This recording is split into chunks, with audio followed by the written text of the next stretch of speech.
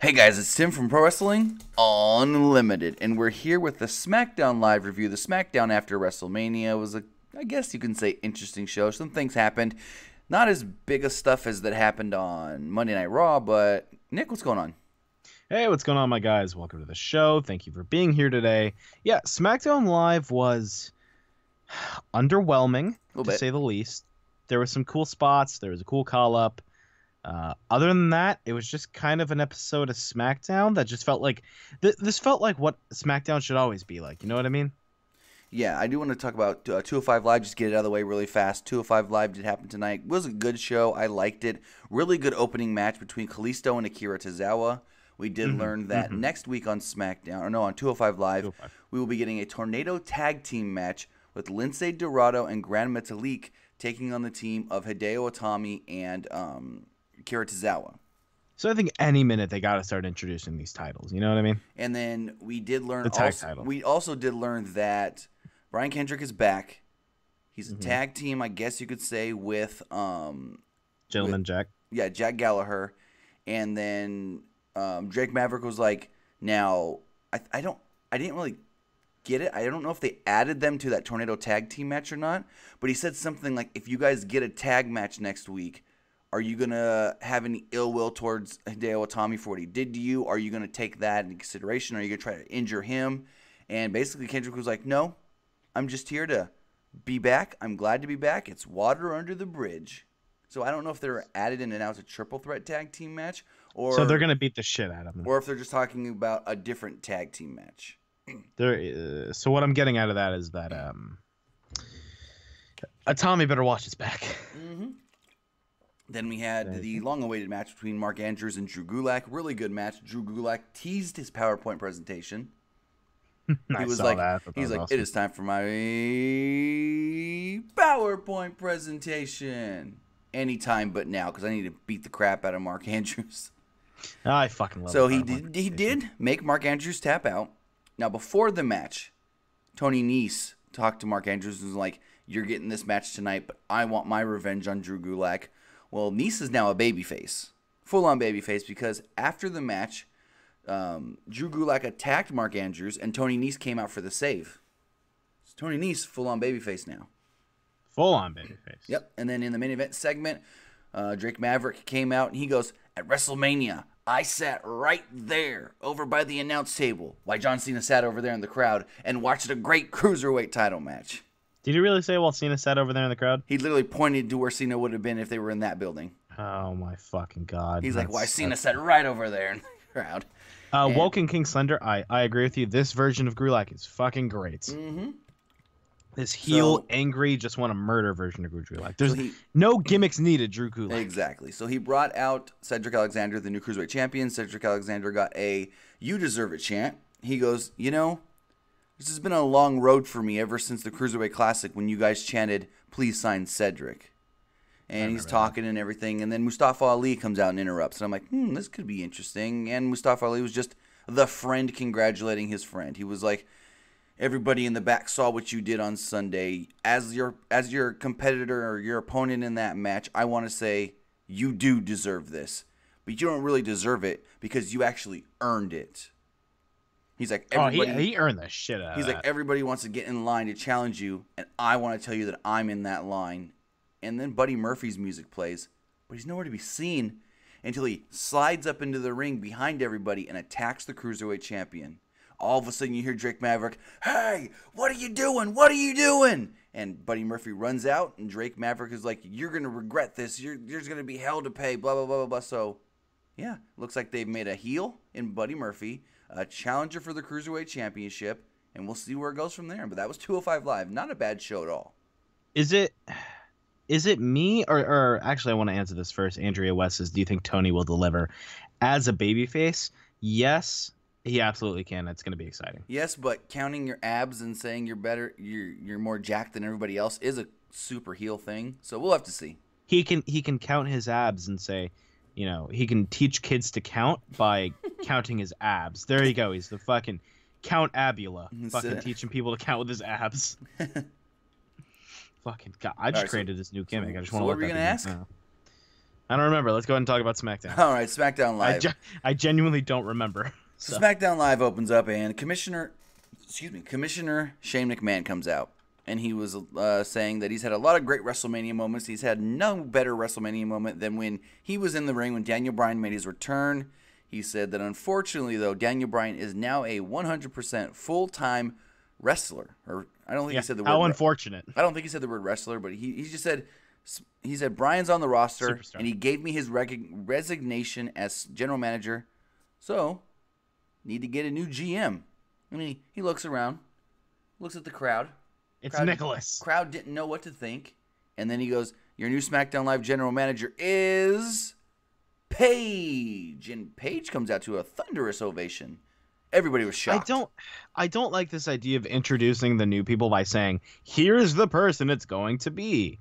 I want to be like, just like last night when Nia was like, my partner is, it should go, my partner is, theme song. The new general manager is, theme song. It's kind of nitpicking. It is, but hey, I'm glad that she's still doing stuff even though she has to retire. I'm glad that she's gonna find things. Because there was a lot of people reporting today. Like even PW Insider reported that she was stepping aside. That we probably will never see her again on TV every Tuesday now. Yeah, we're gonna. So Paige comes out and she was like, "I have to say this. Last night after I gave my speech, the first person who greeted me backstage was you, Shane McMahon, and you said you had an opportunity for me." And this is that opportunity. She then says that next week is the, she said next week is the Superstar Shakeup. Very happy about that. But she said tonight I want to shake things up and I want to do some cool things. So Daniel Bryan, he needs an opponent. And so she's kind of like, she literally goes, and his opponent will be, and then she like pauses. And she's like thinking, she's like, no, that wouldn't work. No, that wouldn't work. And then the crowd just going, Rusev Day, Rusev Day, Rusev Day. And she was like, huh, how about Daniel Bryan's opponent will be, no, that wouldn't work. And then they're like, AJ Styles. And she says something to Shane, like, hey, how about, and Shane's like, you're the GM. Take it. You can make this. You do it. And she's like, okay, no, never mind. Daniel Bryan's going to take on AJ Styles. It felt too long. A little bit. That segment, you know what I mean? It felt like not the segment in general. It was just her kind of like teasing it. Yeah. And so, all right. So I don't know if you're going to call this nitpicking or not. Miz comes out last night. He lost his title at WrestleMania, so he's guaranteed a rematch, right? Oh, are we saying exactly what I think we're going to fucking say right now? So he's guaranteed a rematch because he lost his title, right? Yes, he is guaranteed a rematch. He gets a rematch. How come every SmackDown champion that lost their title at WrestleMania had to earn their rematch? How come the Bar has to earn their title shot back? How come the Bar wasn't given the titles last night and then they legitimately lost them? It's different. They're just given their rematch. They didn't have to earn their rematch. So I'm fine with that. But I just think that idea of like you're right though. So the Usos, it's so fucking dumb. Usos came out and challenged the New Day. It was Xavier and Big E. Pretty quick match where the Usos did win. Again, if they're gonna just win, why not just say, hey, we want our rematch at whenever it's going to be? So I think the Usos will be getting their rematch at the Greatest Royal Rumble event. So what I want to mention is, you think the New Day are moving to Raw? Sean Ross Sapp talked about it. This kind of feels like a match that says, hey, we're done here. Let's show them what we can do one more time, and one of us moves to Raw. And I'd like to think it's the New Day. But they were just on Raw last year. It's just like when people keep saying that Alexa Bliss is going to move back to SmackDown. Why move them back? They, move somebody different. Change it up, not put them back, Exactly. Yeah, but I mean, you got to move. You have to move one of them. Not necessarily. You have to because they're going to have to fucking fight each other more and more. It's boring. I guess. I can only watch so much Uso New Day before I'm like, all right. Their Hell in a Cell match, fucking phenomenal. Fucking, right. I could watch that with my pants down, a bottle of lotion every day, but I can't watch another fucking SmackDown match with the New Day and the Usos saying let's take away the Us truce, which is so fucking stupid. The Us truce. One of these guys has to go. Whether it's the Usos or the New Day, one of them have to go to Raw. They have to shake it up a little bit. I get what you're saying. It's called the Superstar Shakeup. I cannot sit through another one of those matches. They put on great matches together. They've got that chemistry, but before that chemistry starts to turn into, rat poison, let's move them while it's at its height right now. So down the line, maybe at Survivor Series, that's an easy built-up match right there. Exactly. And then we did get a commercial for the Greatest Royal Rumble, which I found very interesting. So they said that there's, the Universal title match, Brock, Roman.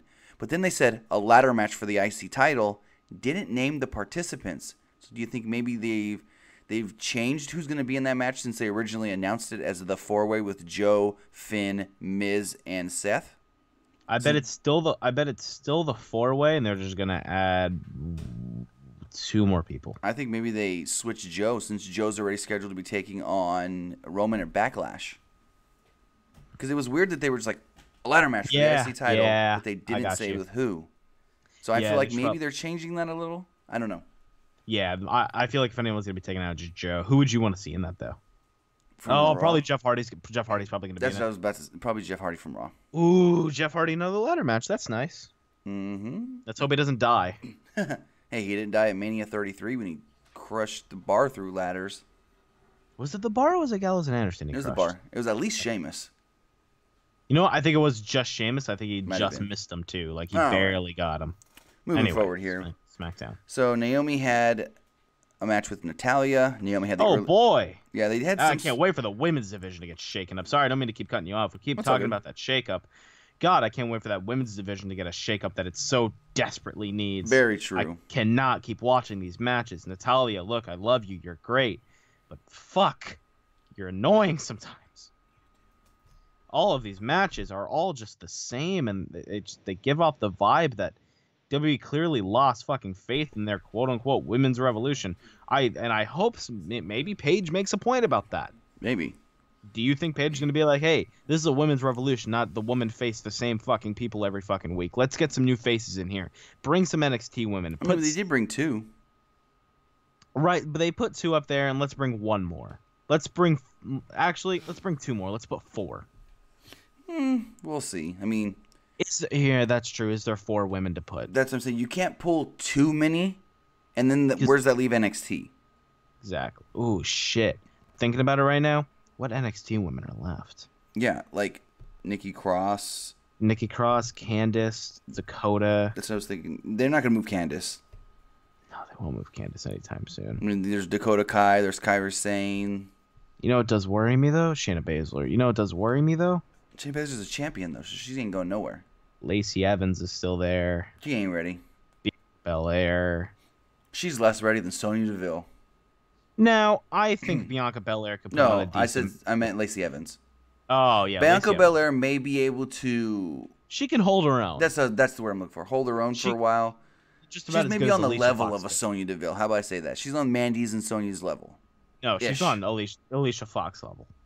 But Alicia Fox is less than Mandy Rose, in my opinion. Really? Oof.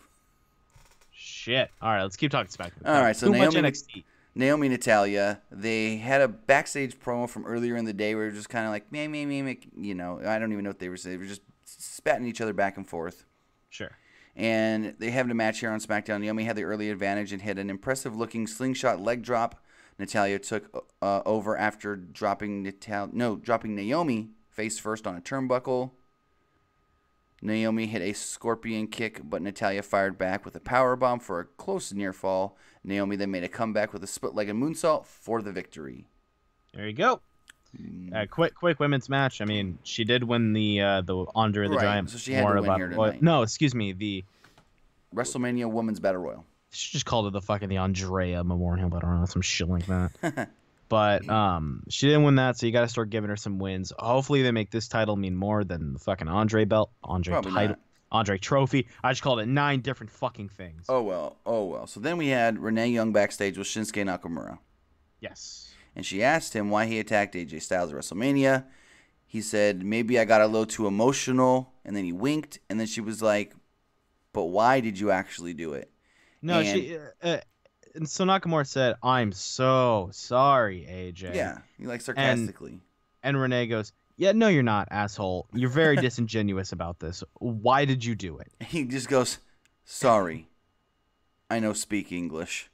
You go. I can tell that you had. Best I foreigner can heel tell that thing. you just had to force yourself to not do it there, didn't you? No, best He foreigner goes. heel thing. He goes. Sorry, no speak English. Walks away, and I was just, that's the perfect way to get your fucking heel over. Exactly, because the crowd booed when he said that. And I hope now he doesn't speak a lick of English.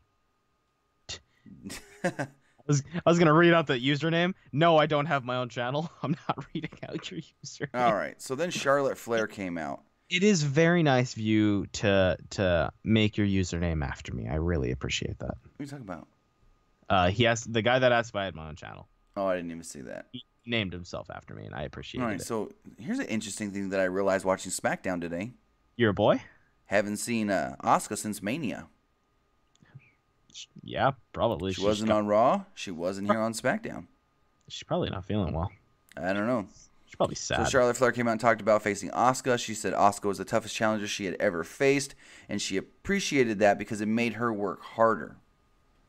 Mm-hmm. And she was going, saying, I wonder who my next challenger would be. She was then interrupted by not the iconic duo, Peyton, Royce, and Billie Kay, but the newly named The Iconics, Peyton, Royce, and Billie Kay. Man, I really hope they don't get super fucking poppy and singery, almost like when you hear The Iconics, you know what I think of? What? Like coming to the stage, The Icon, like a fucking group or something like that. You know what I mean? I don't think they're gonna do that.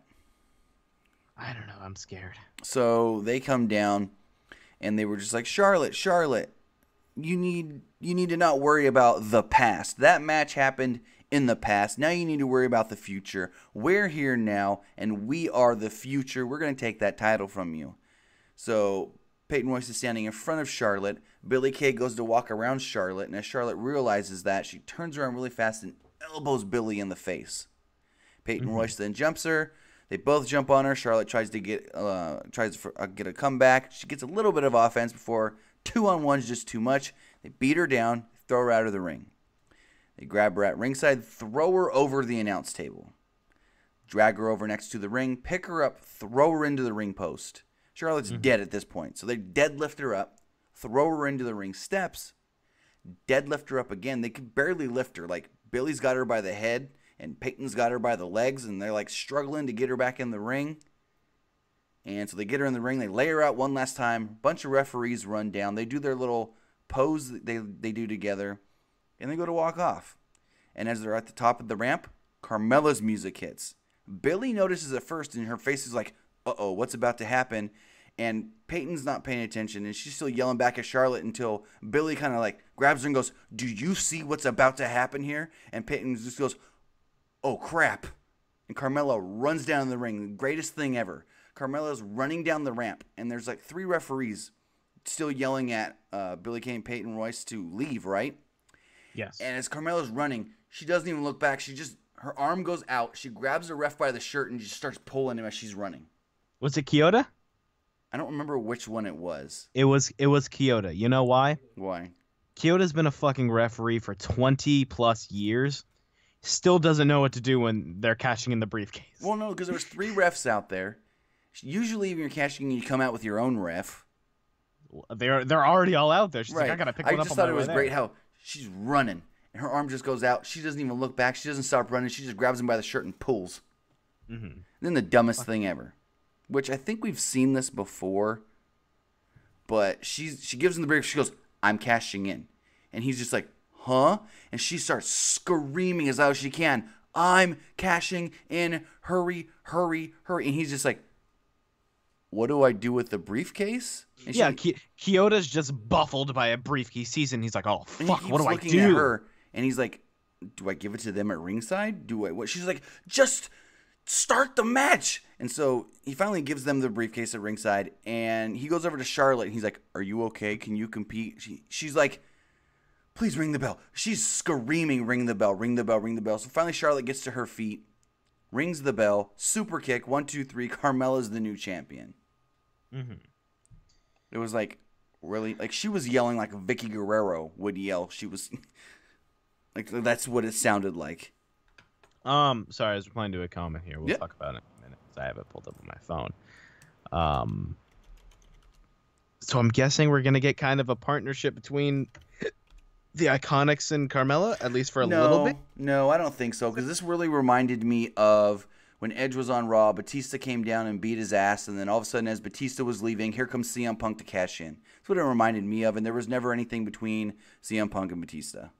I got So you. there could be no correlation, unless it's just, hey, Carmella, you're the champion now.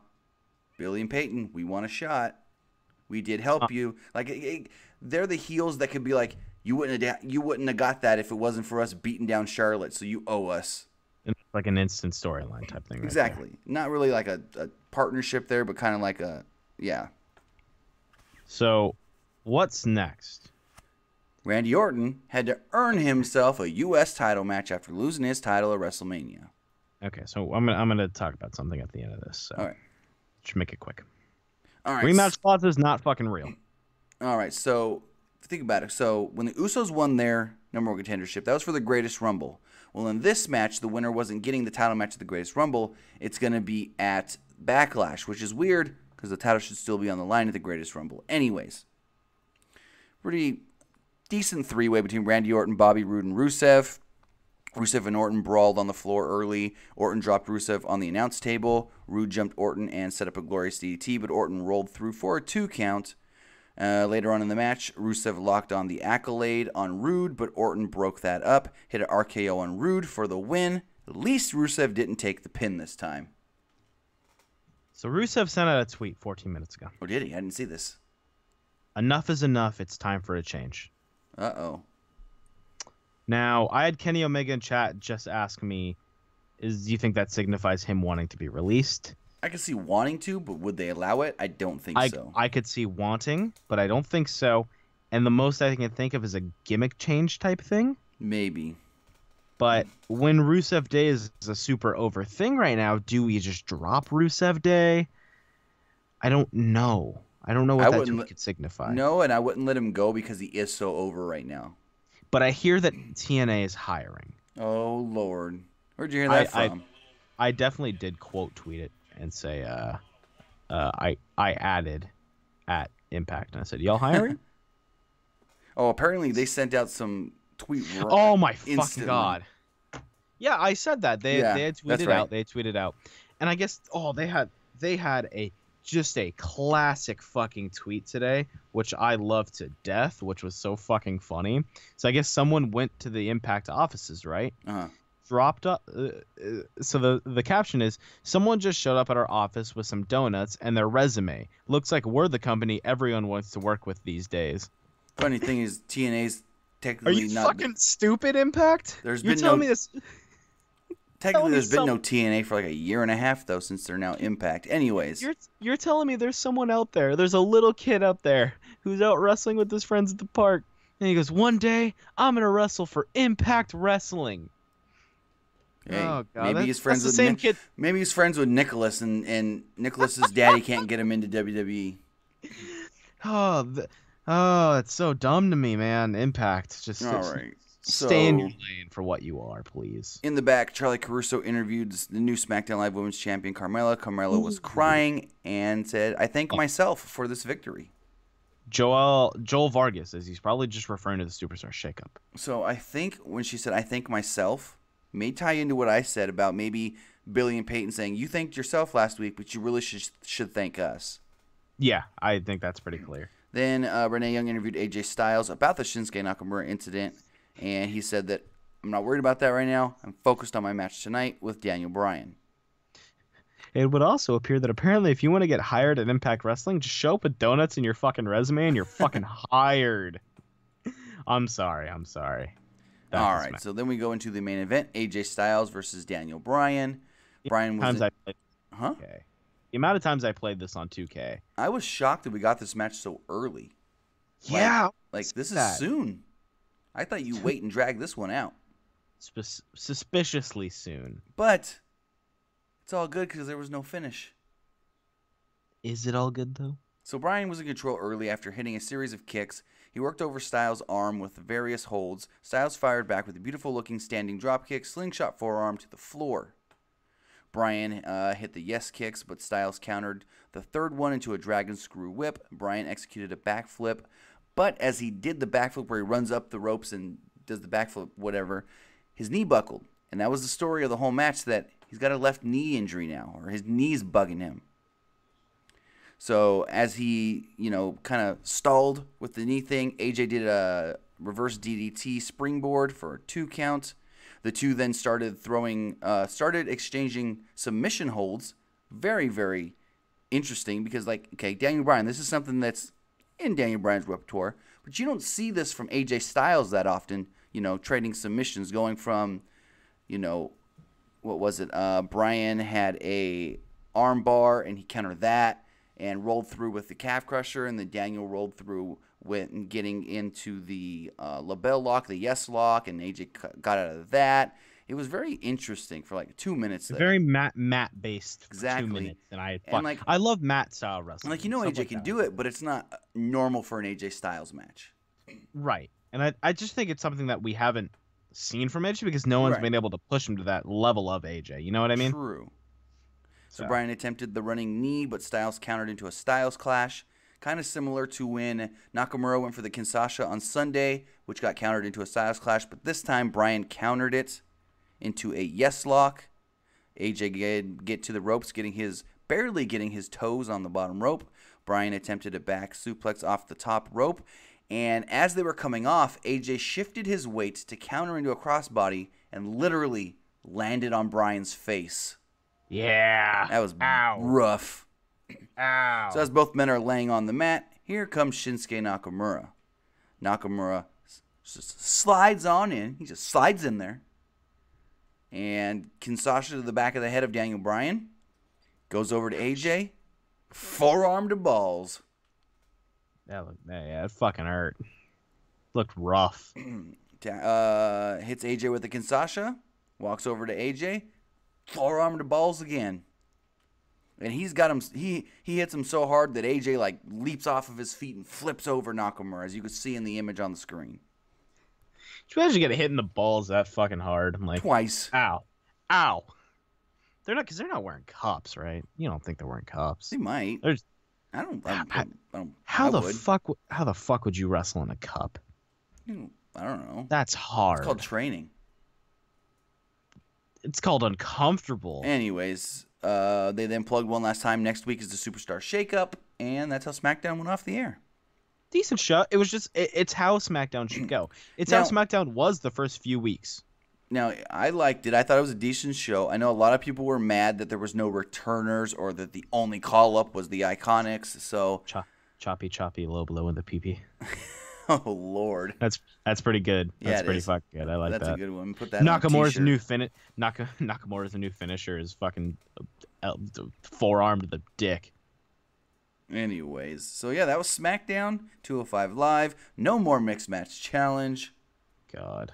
But they did run a full Mixed Match Challenge marathon on the WWE Network today. That's actually pretty neat. I meant to watch it, but I didn't.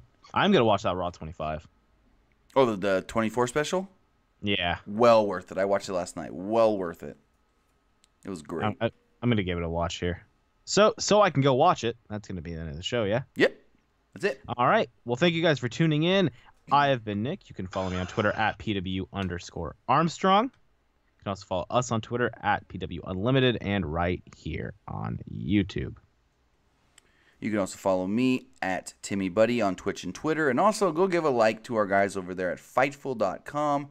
Doing some cool things. If you like wrestling, if you like MMA, if you like boxing, you can find them at Fightful.com. Or you can find them on Twitter at either Fightful Online or Fightful Wrestling. We will be live again tomorrow night with the Pro Wrestling Limited podcast. And we'll be talking NXT because they're taping NXT tomorrow for like a month and a half worth. So War Raiders. Just to preface now, we will have NXT spoilers on tomorrow night's podcast.